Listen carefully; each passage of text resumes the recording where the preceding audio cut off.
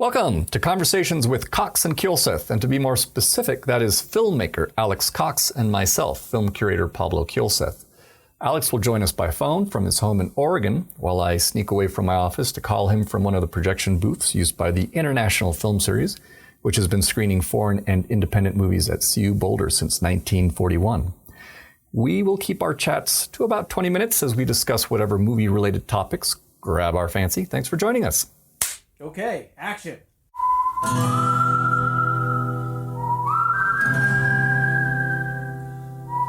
Alex, thank you so much for joining me today. And I wasn't sure if I was going to be pitching a documentary your direction that would be welcome or not. We're going to be talking tonight or today about Up From the Streets, New Orleans, the City of Music. It's a documentary directed by Michael Murphy.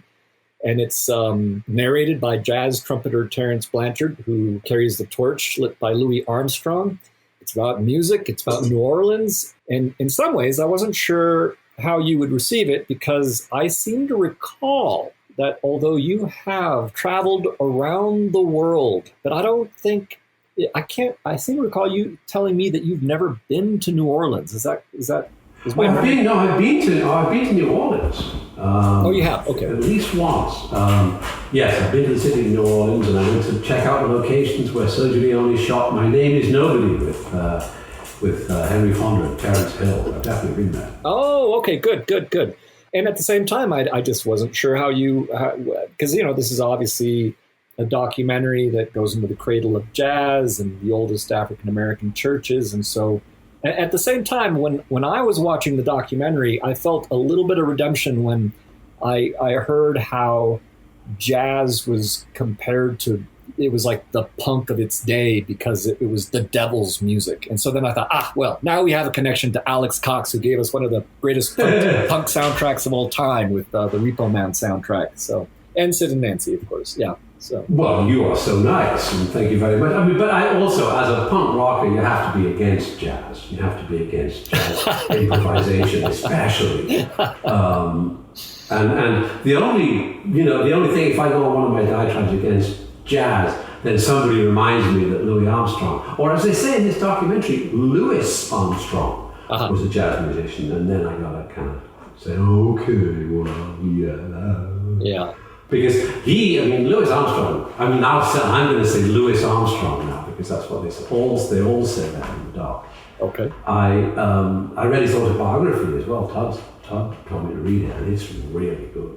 Well, tell me more. What's Oh, it's just about him growing up. His mom was a kind of, well, I'm not even going to say because it's also interesting in his relationship with his mom and getting into music and the movies and just, my favorite part of the whole documentary is when he sneaked in that line on the compilation album, for Christmas compilation album for Universal or something, and he sneaks in that line, and it's slavery time down south. And they actually printed the records and distributed them and didn't know what Satchmo had done. Yeah. So that's very interesting. So there's a lot of interesting information in the documentary. It's definitely true. Yeah, it brought up Plessy versus Ferguson, that 1896 landmark U.S. Supreme Court decision that legalized racial segregation. I'm not up to speed on that kind of thing. So. The stuff about Reconstruction is very interesting, yeah, and also and I don't know hardly anything about it either. It's a mixture. The documentary is a mixture because some of the stuff in it is very interesting, very informative.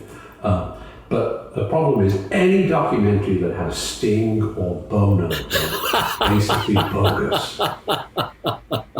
What about Keith Richards? Oh, I dare not ask. We get into the eternal. My God. If it has two of the three, if you have Sting, Bono, or Keith Richards, it's bogus.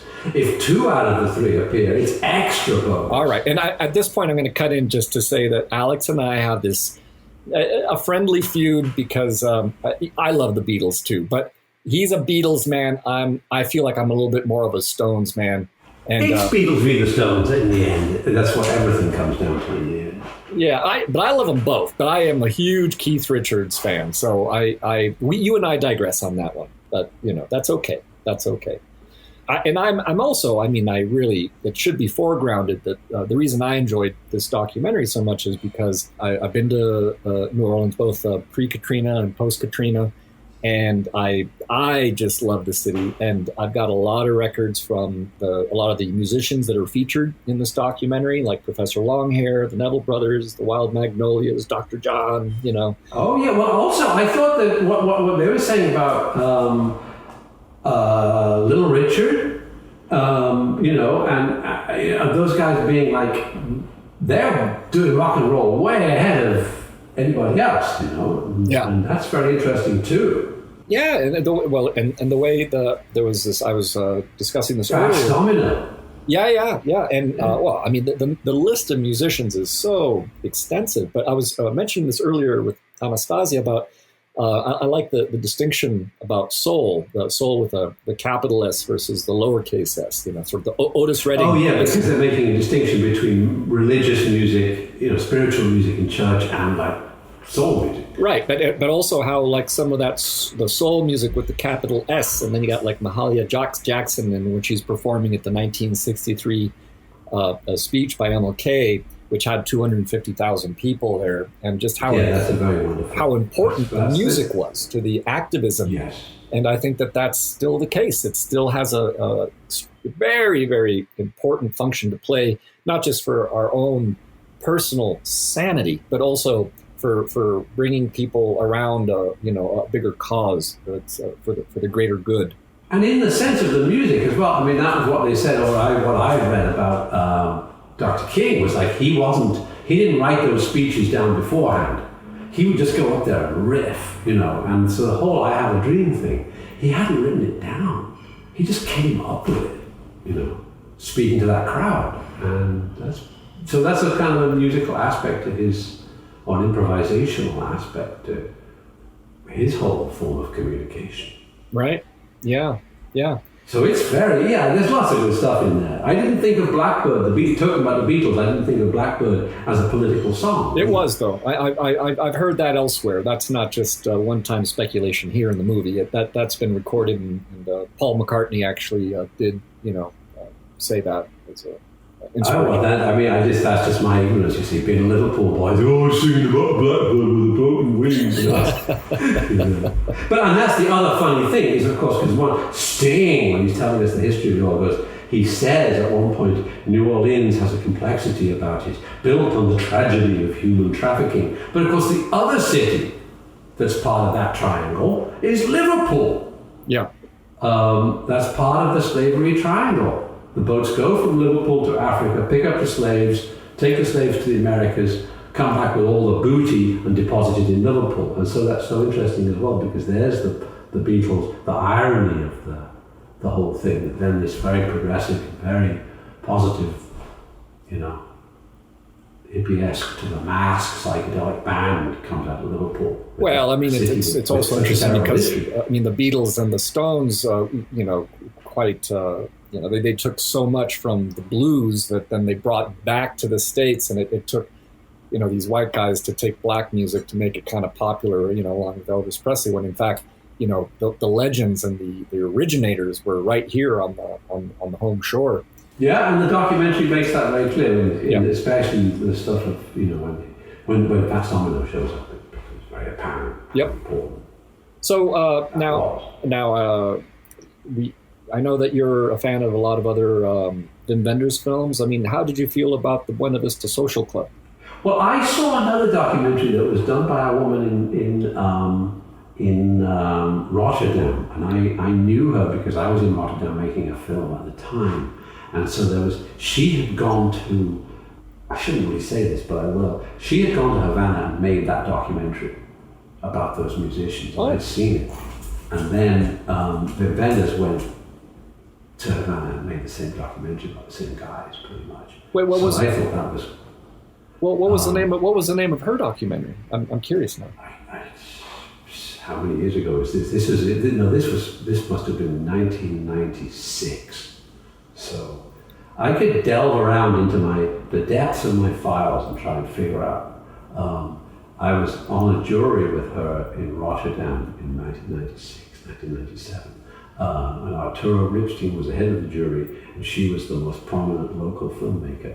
But and she was a very nice woman. I rented some equipment from her, in fact, when we shot Three Businessmen, and I edited the film on her flatbed. Wow! But my mind is gone now. But anyway, I do remember this woman, this very good woman filmmaker from Rotterdam, had made a documentary about those old guys. So then, and then Vin went and did the same. So maybe he never saw her documentary, though, but it was very similar. Yeah, sometimes good ideas come to the fore at the same time, and it's just exactly. It's the Gestalt. Perhaps it's the Gestalt or Zeitgeist. I don't know what either of those words mean, but I throw them out along with Schadenfreude. Well, if you can roll your R's, which I can't, and you can, you are absolutely allowed to put out any fancy words you want, for sure. Hey, what beer are you drinking? I actually I tossed together a Blood Orange IPA from the 21st Amendment Brewery, and I'm mashing it up with another Blood Orange, but not an IPA, an ale. But the can is not here, so I can't tell you exactly which one. They work very well together. Very well together. Oh, good. Yeah. How about you, sir? I'm having a Lagunitas Maximus IPA. That's dependable. Absolutely. Can't go wrong with the Lagunitas. From Petaluma, California. And that's not even we have no sponsors, no paid plugs here. We make no money, but if Lagunitas wants to send us some free beers, well, hope springs eternal. So, I actually went to a film festival in Petaluma, and Lagunitas were Lagunitas was one of the sponsors. It was a thing called the Magic Lantern Festival. It was like experimental film, so it's really the kind of Genie Leota should have been at the festival rather than me, but I mean they were very kind and invited me to go down and show Harry Patrolman, and they had their opening day bash at the Lagunitas Brewery, so that was very nice. And Lagunitas provided them with the beer. Now, just as it should be. Well, remind me, because when you were doing Repo Man, the whole thing with the generic beer can, I would have thought, because did you try to get someone to actually like a real beer to happen? Do you remember Mickey's Big Mouth? Did you used to get that in Colorado?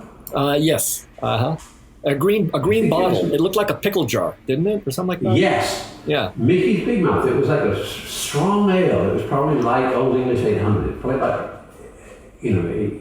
ABV of 8 or something, and at the time beer was so bad. It was a choice between Budweiser, Miller, Coors, Ole, and etc. And so my partners, the producers, and I contacted Mickey's Big Mouth and asked them to provide us with a huge pallet full of Mickey's Big Mouth for the production, and they refused.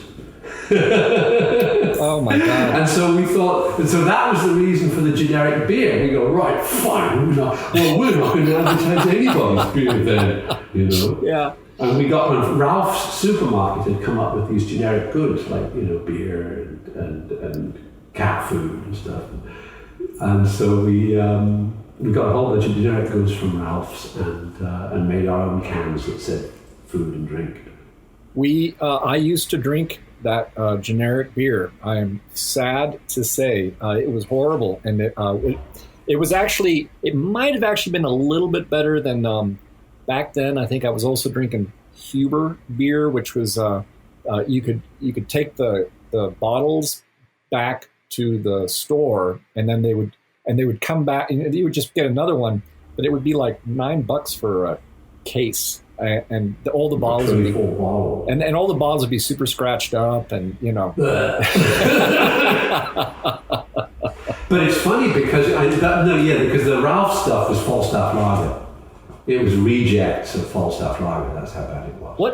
How do you get rejected from Falstaff? I mean, what's they had overproduction. Overproduction, because who would want to drink Falstaff lager anyway?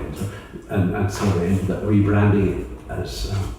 All the stuff that failed the taste test. They rebranded that as beer, for Ralph's. Oh my gosh! Would you drink the stuff? I mean, did you actually have at the time? I guess we all had we had not yet been spoiled by the homebrew revolution that had been transforming slowly the craft beer industry that we can now enjoy, thank God, for palates. Yeah, no, I couldn't go back. I just couldn't. When I think of the time I wasted drinking bad beer. Oh, you and me both, sir. Never go back. You and me both, sir. Never go back to those days. Yep. That's one thing I must say about the youth today. They may not be able to afford a house or health insurance or anything really, but the beer is better. The beer is way better. And I'm popping open a Zonker from Snake River, which is a standby for me. So cheers. Cheers. Well, Alex, thank you so much for watching the documentary. Again, that is the doc is Up from the Streets, New Orleans, the City of Music. If you go to the International Film Series website, and if you click on it there, the distributors are being kind enough to share half of the proceeds with the International Film Series, and that helps us out greatly in this. And it's really worth watching. It's really, you're going to find, because there's so much stuff in it that you're going to find something in there that you didn't know that is quite fascinating. Yeah, no, it's informative, and if you like music, I know. Alex, it's a little bit longer than you like. You like your movies to be, 80 minutes, 90 minutes tops. This is almost 2 hours. But if you're, as a musicologist, you'll get your money's worth. Absolutely. Hey, did you ever see the Tom of Finland movie? No, I did not. But did you? Because you were telling me you were about to watch it, or you're thinking about it. I'm totally into Tom of Finland, and I just thought it was great. I mean, actually, the movie, it's a very mainstream movie. It's like a real Hollywood biopic. Although it's made by Finnish filmmakers. But it's really well acted, it's really charming. I mean, Tom of Finland, for those who don't know, was an illustrator whose oeuvre was pretty much exclusively really butch leather guys having sex with each other.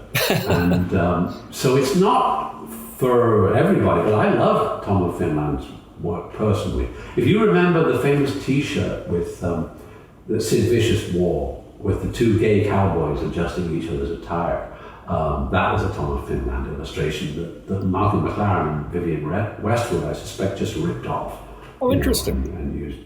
And so, so I love his work, and I thought the film was very nice. It was a nice kind of traditional biopic and very charming. And I believe that for those who are listening to this and who are interested in checking that out, that is available on a platform by our distributor friends Kino Lorber. Is that right? Yes, and it's a really good, and it's only you definitely want to see the documentary at the IFS as well, but also the Tom of Finland is only $2.99, so it's a bargain. Well, and if you're going to go to the Kino Lorber site, I'm going to go ahead and plug it for you, Alex, because one of my favorite films that you did, Highway Patrolman, I think is available on there as well. Oh, yeah, and also Straight to Hell, Director's Cut, which at last is back in its original widescreen anamorphic ratio, because when it came out, it was actually it was in scope.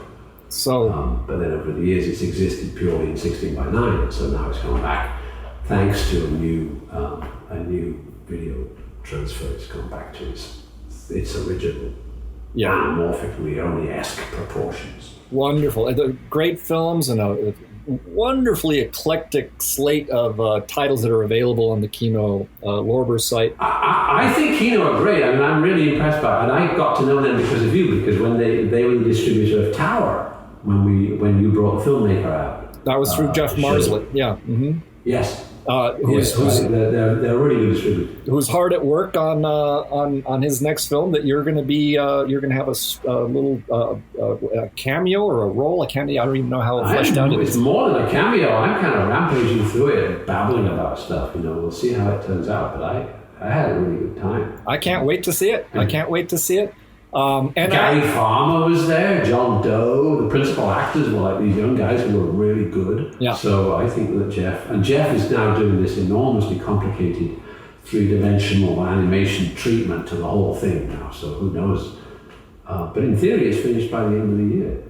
That's something to look forward to. Godspeed to Jeff Marslett, and I look forward to seeing you on the screen, and I look forward even more to talking to you next week. We'll speak more later. Awesome. Talk to you later, Alex. All right, man. Bye-bye. All right, ciao.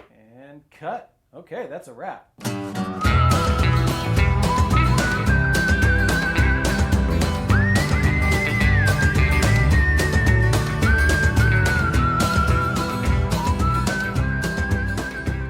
Thanks again for joining Alex Cox and myself today. I'd like to thank Jason Phelps for handling the audio and Ted Thacker for letting us use the intro to his song, The Ballad of Slim Cessna, for the musical cues that bookend these conversations.